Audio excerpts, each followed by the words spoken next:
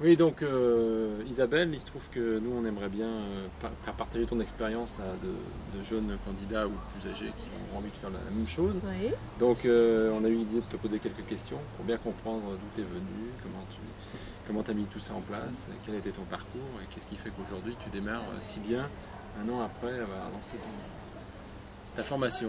Alors donc la première question, ça serait un peu se connaître un peu ton parcours personnel, savoir un peu qu'est-ce qui petit à petit t'a amené finalement à cette décision.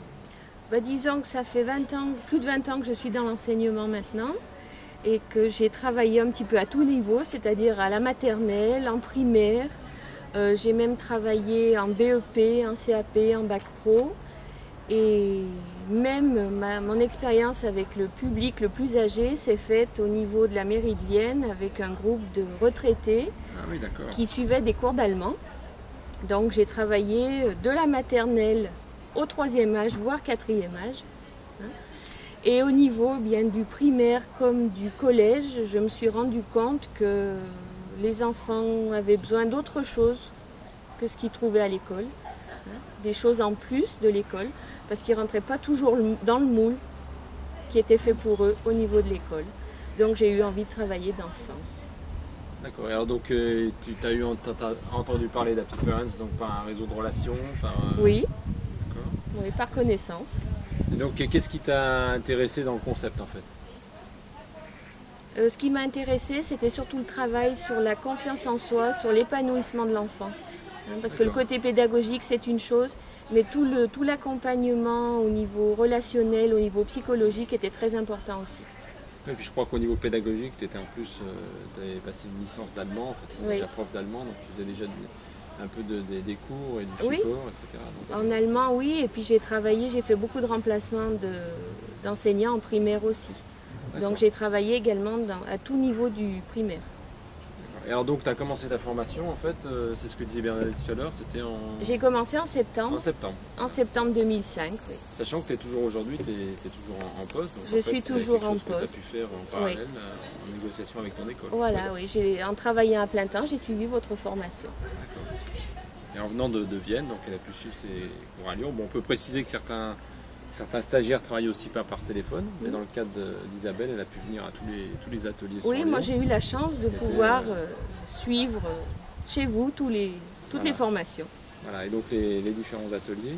Et donc en fait, comme disait Bernadette, ta fille est partie didactique à peu près en fin d'année, Oui. et ton premier stage était en février. Alors J'ai comment ça commencé s'est en passé déjà? février. Comment tu as trouvé tes premiers clients? En parlant autour de moi, en laissant des petites pubs que j'avais fabriquées moi-même à la boulangerie, chez le médecin, chez le kiné, Ça marche. à la pharmacie, chez les commerçants que je connais, et puis par mon réseau de connaissances aussi et d'amis. D'accord. Et donc ça, en février, tu as pu déjà faire un premier stage, donc en fait Oui, c'était pendant les vacances, c'est oui, ça? c'était Stage pendant de les vacances, un rattrapage. stage de remise à niveau de maths. D'accord. Oui. Remise à niveau de maths alors que tu n'étais pas prof de maths. Non, pas du tout. Donc tu t'es remis aux maths grâce à la formation Voilà. à Piper. Oui. Donc bien sûr sur une cible primaire et secondaire. Donc là c'est des élèves de quelle classe? Euh, En maths, j'avais eu en février un stage de remise à niveau collège. D'accord. D'accord. Et donc après, donc prochain stage, c'était donc à À Pâques. Pâques, oui. Là aussi c'était des maths. Février, j'ai aussi eu un stage de remise à niveau lecture primaire. Ah d'accord. Oui.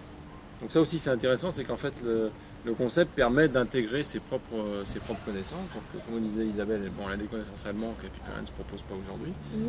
Et sur le stage lecture, c'est elle qui l'a lancé elle-même. Oui. C'est pas un produit non plus Happy Parents, mais ça lui permet d'avoir une offre globale pour des familles, pour des enfants qui sont aussi bien du primaire jusqu'au collège. Voilà. Et pour les vacances de Pâques, j'ai fait remise à niveau maths et remise à niveau français. D'accord. Voilà. D'accord, oui, français, remise à niveau français qui a été très prisé cette année. Et ça va beaucoup plus loin que la simple orthographe. Ah mon Dieu, les conjugaisons.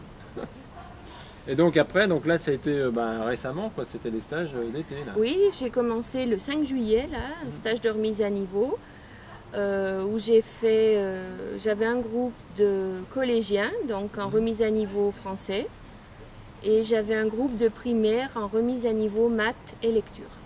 D'accord. Et donc cette semaine, je travaille en remise à niveau allemand et maths collège. Et après, allemand, donc, j'ai lycée aussi. Ah, lycée aussi. Ouais. Et en août, donc là pareil aussi. Et des en stages août, fin août. j'aurai remise à niveau maths et français collège, allemand collège et également maths français primaire.